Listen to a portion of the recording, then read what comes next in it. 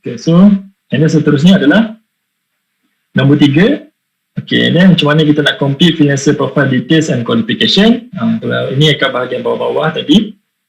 And then nombor 4, okay, choose a relevant plan for paidfreelancer.com membership. So nanti kita akan tunjukkan membership. Okay. Okay, so kita akan pergi kepada yang pertama, iaitu professional profile photo. Okay, so your photo will be the first impression for client to get to know about you. Kita punya gambar ni adalah first impression kepada klien. Sebab apa? Bila klien terbuka kita punya profile, benda pertama yang dia akan tengok adalah gambar. Ini adalah psikologi manusia. Biasanya kalau kita buka, kita akan tengok gambar dulu, baru kita akan tengok yang lain-lain. Kalau gambar tu menarik, barulah kita berminat untuk baca yang lain-lain. Kalau gambar tersebut kita pun rasa macam alamak, dia ni macam kita tengok pun macam tak tertarik, macam tak menarik, macam kita pun rasa macam tak best dan sebagainya kan. Yang itu pun kiranya kita pun mungkin akan ignore lah kita punya profile, mungkin kita akan tutup dan sebagainya klien. Sebab itulah penting gambar ni kita punya first impression.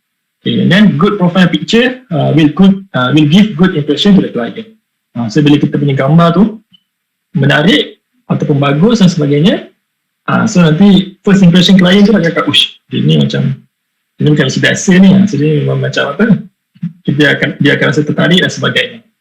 So kita punya gambar ni ibarat macam kalau kita interview dekat luar, kita interview kat luar tu, kita punya pemakaian lah. Bila kita pertama kali kita masuk dekat dewan ataupun bilik interview tu, so cara kita pemakaian kita tu lah, itu adalah first impression kepada kita punya interviewer. So tapi bila disebabkan kita kerja secara online ni, kita tak ada pun nak jumpa kita punya klien dan sebagainya, so salah satu cara untuk klien tu tengok diri kita macam mana adalah melalui kita punya gambar. Sebab setiap orang mesti nak tahu, okay, dengan macam mana rupa orang yang dia tengah nak deal ni, ataupun dia nak work job dan sebagainya, mesti dia nak tahu. So kalau kita letak gambar orang lain ke, ataupun gambar selain daripada manusia ke, sebagainya, gambar kartun dan sebagainya kan, so kat situ menunjukkan kita ni tak profesional. Satu lagi, klien tu bila nak work job tu pun dia pun tak confident, dia pun tak kenal siapa orang ni, manusia ke apa ke, robot ke. So sebab itulah pentingnya gambar tu. Okay, dan kita akan belajar macam mana nak hasilkan gambar yang bagus dengan simple step lah. Okay, so kita akan pergi kepada tips yang pertama. Okay, tips for professional profile photo. Okay, yang pertama adalah use proper attire depend on your career background. Okay, so dalam kurungan formal attire is the best. Okay, so untuk kita punya gambar ni, sebenarnya kita boleh pakai casual, kita juga boleh pakai formal. Dia tak semestinya semua kena formal, tak. Bila kita punya pemikiran kan, kalau sebelum ni kalau gambar pasport dan sebagainya semua kita pakai formal. Itu kalau gambar pasport. Tapi kalau gambar untuk professional, kalau gambar untuk kita punya online profile ni, dia boleh jadi dua. Satu casual, satu adalah formal. Tapi untuk siapa yang formal, untuk siapa yang casual, okay, dia berdasarkan background ataupun skill masing-masing. Skill apa yang tuan-puan buat. Okay, sebagai contoh, kalau tuan-puan ni buat skill yang bahagian admin, administration, buat accountant, sales dan sebagainya kan, which is kerja-kerja yang memerlukan tuan-puan kena pakai formal supaya nampak macam orang confident dan sebagainya kan. So yang itu pakai yang formal. Kalau pakai yang blazer dan sebagainya, itu bonus lah. Okay, tapi kalau kita ni skill, kita punya skill tu, skill yang kita buat tu adalah contohnya macam dalam bidang kreatif. Kita adalah graphic designer, kita buat logo, kita buat brochure dan sebagainya kan. So yang itu kalau boleh kita pakai casual. Yang tu dia lebih menunjukkan, okay, orang tu nampak dia.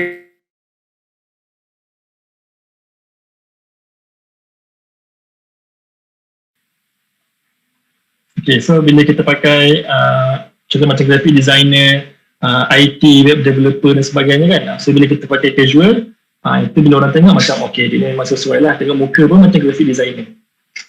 Kan? Tapi bila contoh kita graphic designer tapi kita pakai baju macam salesman ataupun businessman dan sebagainya, so dia macam tak kena lah. Bila tengok macam tak nampak macam graphic designer pun, nampak macam businessman ni lah. So sebab itulah pentingnya kita punya pemakaian. Kalau kita bahagian kreatif apa semua, lebih bagus kita pakai casual. Dan kalau kita bahagian administration, bahagian sales ke apa semua tu, yang itu kita kena pakai formal. And then kalau untuk casual, make sure baju kita pakai tu adalah baju yang plain. Janganlah ada logo ke ataupun ada lambang-lambang ke yang tak sepatutnya. Kalau boleh pakai baju tersebut, baju yang plain. And then kita kena kemas. Walaupun casual, rambut semua kena kemas lah. Faham Okay, and then ini adalah contoh yang casual, and then ini adalah contoh yang formal. Dua-dua boleh, tak ada masalah. Okay, and then tips yang kedua adalah make sure to have a good lighting during photoshoot. So natural light is the best. So bila kita ambil gambar tu, make sure gambar tersebut ataupun tempat kita ambil gambar tu mempunyai pencahayaan yang bagus. Contohnya kalau masa kita ambil dalam bangunan kan, kita ambil indoor kan, tak kisahlah dekat dalam kelas ke, dalam rumah ke, dalam bilik dan sebagainya, make sure tempat tersebut dia punya pencahayaan tu bagus, supaya untuk mengelakkan gambar tersebut menjadi gelap. Contoh kat depan ni, ni adalah contoh gambar yang diambil dalam cahaya yang kurang, yang low light, so gambar tersebut nampak gelap, so dia akan nampak tak menarik. Okay. Lagi satu saya nak share, kalau kita punya kamera ni, tak kisahlah kita punya phone ke, kita pakai kamera lain ke dan sebagainya kan. Okay, so lagi bagus lighting pada tempat tersebut, lagi cantiklah gambar yang akan dihasilkan. Tapi kalau tempat tersebut pencahayaan dia kurang, so gambar yang akan dihasilkan dia akan banyak blur, dia akan tak sharp, dia akan banyak noise dan sebagainya. Sebabnya kamera tu dia tak dapat pencahayaan yang cukup. Walaupun kamera tersebut kamera power. So walaupun tuan-tuan pakai telefon yang kamera mahal kan, biasa kalau ambil gambar yang gelap tu, dia mungkin dia akan cantik juga, tapi dia tak secantik dekat pencahayaan yang bagus. Faham Okay, and then kalau boleh natural light je. Kita ambil gambar dekat luar, kita dekat outdoor, luar daripada bangunan. Biasanya natural light ni, dia punya lighting adalah yang terbaik lah. Faham Okay, ini contoh yang low light, kita tak nak. Okay, ini adalah contoh yang good light. So pencahayaan tu cantik. Macam ni yang kita nak. Okay, and then yang ketiga adalah kita kena choose kita punya background tu, kalau boleh warna putih. Kalau boleh gambar yang kita nak letak dekat kita punya profile tu, kalau boleh background kita warna putih. Ataupun contoh kalau macam kita tak pandai nak edit ataupun nak buang kita punya background belakang tu jadikan warna putih kan, jadi kita boleh buang kita punya background belakang tu jadikan warna putih dengan pergi dekat website tu. Ada www.remove.bg tu. So kalau kita pergi kat website tu, kita upload kita punya gambar tu, dia boleh buang kita punya background. Contoh macam saya, kalau pasang saya punya background ni ada glow bejana ni kan, so dia akan buang apa benda kat belakang saya, lepas tu dia akan jadikan warna putih. Untuk tukarkan background kita tu jadi warna putih. Kalau kita ni malas, kita malas lah nak pergi website tertentu lah, nak pergi buang background lah dan sebagainya kan. Yang mudah sekali kita terus ambil kat gambar, kita berlatar belakangkan dinding, tapi dinding tersebut berwarna putih. Saya hanya terima dinding warna putih je. Selain daripada warna putih, saya tak terima. Contoh dinding warna merah je, warna kuning ke, warna hijau ke, warna apa ke, saya tak nak. Kalau boleh, kalau background belakang tu warna putih, dinding tersebut adalah warna putih. Itu satu. And then, kalau tak nak juga, tak jumpa kan, dinding warna putih, rumah saya semua memang dah cat warna kelabu, warna kuning dan sebagainya, dinding warna putih tak ada langsung. Contoh kan. And then memang bangunan-bangunan persekitaran saya pun memang tak ada warna putih. Semua warna-warna dah macam warna pelangi dah semua kan. So yang itu, dia punya cara dia adalah kita ambil kita punya gambar tu berlatar belakangkan pemandangan. Pemandangan yang cantik. Pemandangan yang cantik tu macam mana? Pemandangan yang cantik itu adalah pemandangan seperti flora dan fauna, macam pokok-pokok. Contoh macam dekat gambar kat depan ni kan, Sebelah kanan adalah gambar pokok, yang tu okey. Ataupun gambar pantai ke dan sebagainya, pantai kan nak cantik, boleh. Okey, jangan, cuma syaratnya adalah kalau boleh jangan kat belakang kita tu ada orang lain. Yang itu kita tak nak.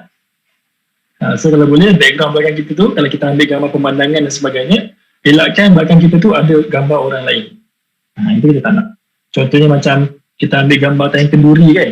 Biasalah kalau kita pergi kenduri rasanya kalau yang perempuan-perempuan ni kan, biasanya masa kenduri tu lah yang paling lawa kan, pakai dengan make up apa semua kan. So ambillah gambar masa kenduri. So bila kenduri tu boleh nak ambil gambar, tapi make sure belakang tu tak adalah gambar pengantin ke, gambar orang tengah makan ke, gambar apa ke, tak nak. So kalau boleh tak nak. So gambar pemandangan ataupun gambar dinding. Make sure dinding tersebut putih. Dan kalau susah juga nak buat benda tu semua, senang je, remove background. Pergi dekat website yang www.remove.bg tu semua tu punya background. Kalau susah sangat nak memenuhi kriteria yang tadi tu. So tolong bagi yang terbaik untuk kita punya gambar. Sebab ingat gambar adalah first impression client. Okay. Okay, ni contoh gambar yang dibuang dia punya background. Contoh macam ni, asal belakangnya ada background, ada gambar pokok-pokok, sekali dibuang jadi macam ni, warna putih.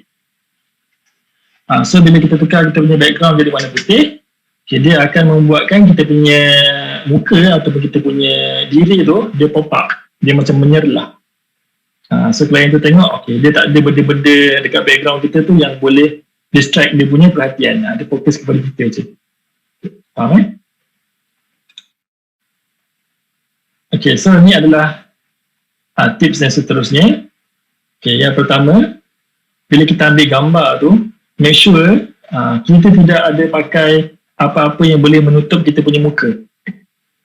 Contoh kita pakai topi ke, kita pakai topi tak nak. Dan kalau boleh, contoh kita pakai, dan seterusnya kita pakai sunglasses kan, macam dalam gambar ni, itu pun kita tak nak. Kalau boleh kita jangan pakai apa-apa yang boleh menutup kita punya muka. Cermin mata hitam tak boleh, tapi kalau cermin mata biasa tu boleh lah, takkan kita nak cabut kan. Cermin mata hitam tak boleh. Kira macam sunglasses semua tu lah, tak boleh. Elakkan. Okay, and then selfie portrait. Selfie portrait ni ramai juga yang tanya ataupun persoalkan, kenapa tak boleh selfie portrait? Kalau kat sini tulis tak boleh kan. And then kalau kita pakai juga jadi apa? Contoh kan, banyak persoalan saya dapat macam tu daripada dulu. And then saya nak share kat sini, selfie portrait sebenarnya saya terima, tapi ada syarat dia. Jadi bukan sebarangan selfie portrait. Dia ada syarat dia. Okay, yang pertama, selfie portrait tersebut adalah mesti professional punya selfie. Yang menarik punya selfie. So macam mana nak hasilkan professional punya selfie? Yang menarik punya. Okay, yang pertama adalah muka kita kena senyum. Muka kita kena senyum, and then kita punya position kamera tu pun bagus. Contoh macam kita ambil ada angle-angle yang tertentu kan. Biasa ni perempuan pandai lah ni. Okay, angle-angle yang tertentu supaya nampakkan diri kita yang paling menarik masa tu. Yang tu boleh. Tapi kalau kita ambil gambar selfie, kita ambil je salah kadar, contoh muka pun tak senyum dan sebagainya, yang itu tak boleh. Okay, so mesti kena selfie yang profesional. Okay, dan yang kedua adalah gambar selfie tersebut mesti berlatar belakangkan kita punya background tu macam yang saya cakap tadi tu. Sama ada dinding putih ataupun gambar pemandangan yang cantik. Jangan ada gambar orang.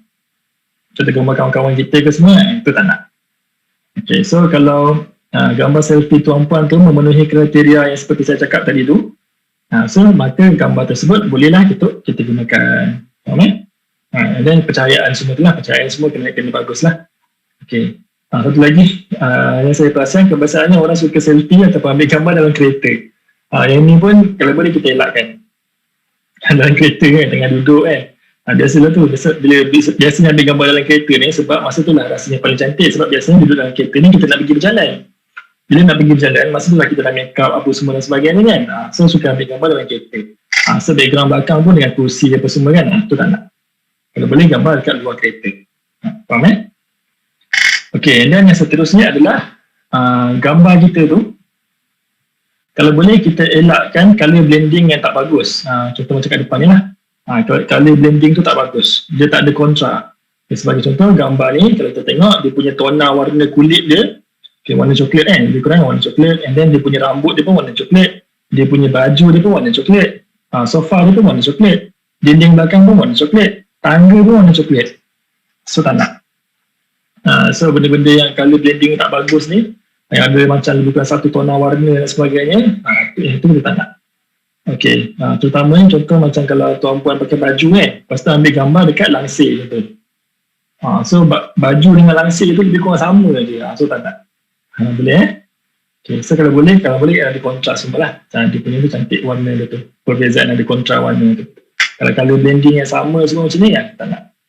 Okay, dan yang ketiga adalah gambar yang dalam gelap. So macam kat sini, contoh ketiga ni adalah ini memang kita larang sama sekali. Kalau boleh gambar gelap-gelap macam ni kita elakkan. Kadang-kadang setengah orang suka gambar gelap ni. Dia bukan suka, dia suka letak. Okay, sebab apa? Itu adalah yang paling mudah sekali bagi dia. Sebab apa paling mudah? Sebab yang gambar-gambar gelap ni kebiasaannya, okay, kalau tuan-puan ambil gambar sekarang contohnya, menggunakan webcam laptop. So bila pakai webcam laptop ni, gambar yang terhasilkan tu semestinya tak lawa. Okay, and then kebiasaannya dia akan gelap. Lagi-lagi kalau bilik tuan-puan tu dalam keadaan yang percayaan yang kurang. So dia akan jadilah seperti gambar yang ketiga ni.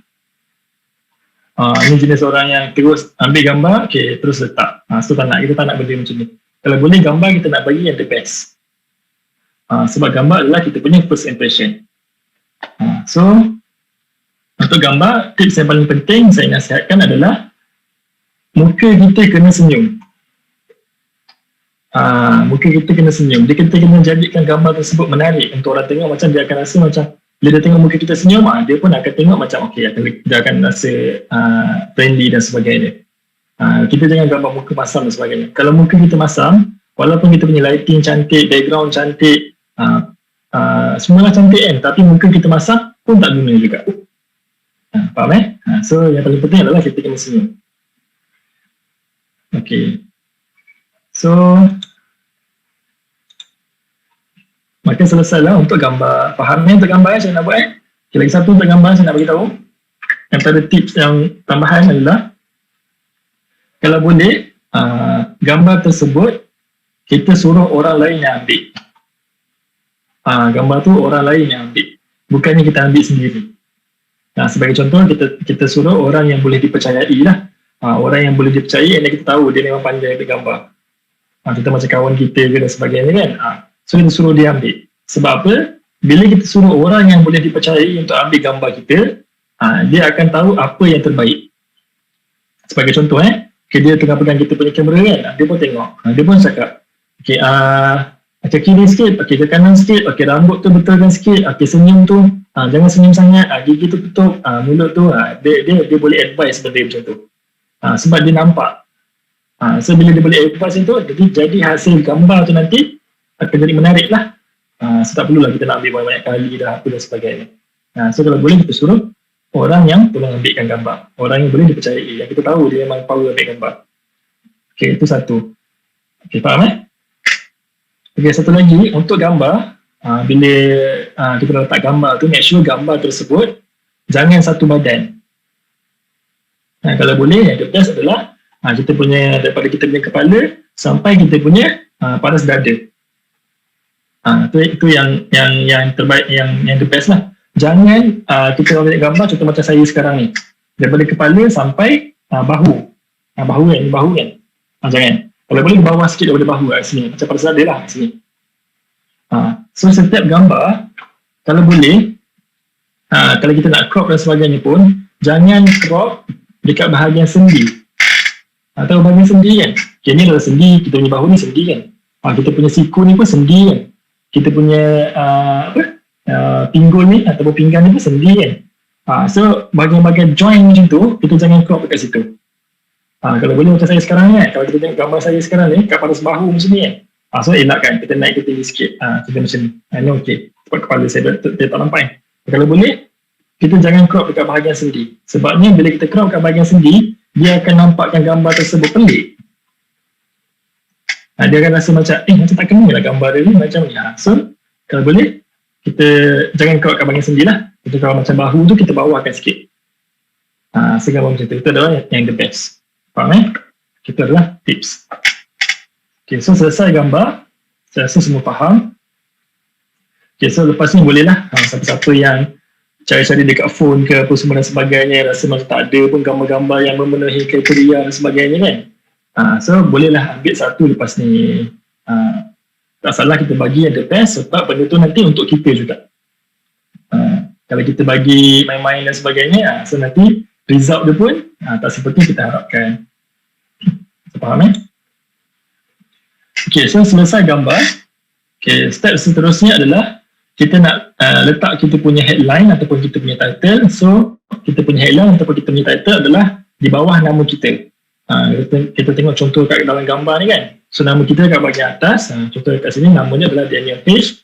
So, bawah dia adalah kita punya title tu, iaitu Expert Malay Translator. So, title ni akan berbeza-beza mengikut skill tuan-puan lah. So, nanti kita akan ajar macam mana nak buat. Okay, and then bawah daripada title ataupun headline tersebut, okay, barulah ada yang macam karangan pendek macam tu. So karangan pendek itulah adalah kita punya profile summary. So dekat situlah kita akan tulis kenapa patut ambil kita bekerja contohnya. So kat situ. Okay, so faham dia punya kedudukan dan kita akan pergi kepada macam mana nak tulis title ataupun headline tersebut. Okay. So untuk kita punya headline, okay, cara kita nak tulis adalah use your skill to describe your headline ataupun title. Gunakan kita punya skill. Okay, contohnya sekarang tuan-puan tengah buat skill apa? Nak buat kerja apa? Contoh nak buat kerja IT. Contoh nak buat IT tu kerja apa? Website ke? Programming ke? Ataupun tuan-puan nak buat kerja graphic designer. So graphic designer tu nak buat kerja-kerja macam mana? Logo ke? Dan sebagainya. Ataupun nak buat data entry, ataupun nak buat translation, translator tu translator apa? English ke Malay ke, Malay ke English ke dan sebagainya. Skill tersebut tu. Skill tu lah yang kita tulis dekat title. Sebagai contoh, kita contoh kat depan ni lah. Okay, so kita gunakan skill tersebut untuk kita tulis kita punya title. Contoh kalau macam kita ada 2-3 skill yang berlainan tapi related. Sebagai contoh, kita buat translation, lepas tu article writing. Translation dan article writing macam lain kan, tapi dia berkaitan, dia ada penulisan. So kita boleh gabungkan. Saya adalah translator, article writing, ghost writing sebagainya. Kita tulis macam tu. Okay, and then kalau boleh, kita include the word expert, professional, senior, specialist and etc. Kalau boleh dekat kita punya title tu ada ayat-ayat seperti ini ataupun perkataan-perkataan seperti ini. Expert, professional, senior, specialist dan sebagainya. Okay, and then dekat bahagian kita punya title tu tadi, yang saya cakap tulis kita punya skill kan. Make sure kita jangan campur skill yang tak related antara satu sama lain. Macam tadi saya cakap kena pilih satu niche kerja je. Tak boleh campur-campur skill yang dia punya job scope tu sangat berbeza. Contoh macam kat sini, dia campurkan expert Malay translation. So dia buat translation, lepas tu dia buat financial analysis and then dia buat poster design. Tiga-tiga skill ni semuanya tak berkaitan. So jangan campur. Sebab dia nampak tak profesional, dia akan mengurangkan kita punya credibility. So kita jangan campur. Kita hanya fokus kepada 3 skill yang related. Ataupun kalau kita buat satu je. Kalau kita buat dua je. Tapi make sure, walaupun kita buat 2, 3 dan sebagainya, make sure semua tu related. Contoh macam dekat bawah ni, kita tulis expert Malay translation, English to Malay, Korea to Malay. Kalau siapa yang buat graphic designer, mungkin specialist graphic designer, specialist logo designer, brochure dan sebagainya. Ataupun kita tulis je expert graphic designer contohnya, general terus. Ataupun siapa yang buat data entry, so data entry specialist, data entry ke article writing ke specialist lah contoh. So benda macam tu make sure kita letakkan title tersebut atas kita punya skill. Faham Okay, and then jangan lupa masukkan perkataan expert, professional, senior, specialist dan sebagainya. Supaya nampak macam kita betul-betul pakar dekat skill tersebut. Okay, dekat sini jangan risau, contoh macam orang kata macam takutlah letak expert, takutlah letak professional dan sebagainya. Sebab saya biasa-biasa je dekat terhadap saya punya skill. Kan, saya bukan expert pun. Okay, saya cakap tak apa, letak je expert, letak je specialist. Sebab apa? Job tu nanti, job yang kita cari tu, kita sendiri yang pilih. Kalau job tu susah, kita tak boleh nak pilih, kita tak boleh nak buat, janganlah pilih. Kita hanya pilih job yang kita boleh buat je.